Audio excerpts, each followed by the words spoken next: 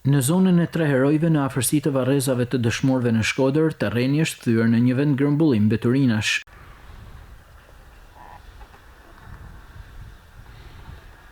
Fusha pranë vendit ku prehen herojtë e kombit është kthyer prej vitesh në një landfill që grumbullohen tonelata të tëra mbetjesh. Aksionet e vullnetarëve kanë qenë pa sukses për ta kthyer këtë vend në një mjedis të pastër.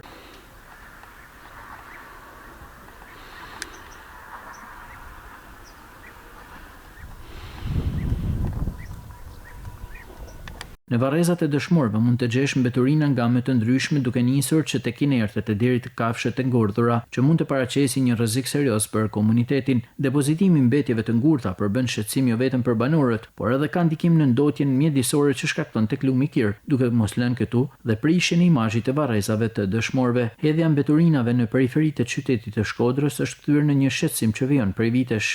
Banorët kërkojnë që mbeturinat në zonën pas varrezave të dëshmorëve jo vetëm të pastrohen, por edhe të mos lejohet më hedhja e tyre nga personat e papërgjegjshëm.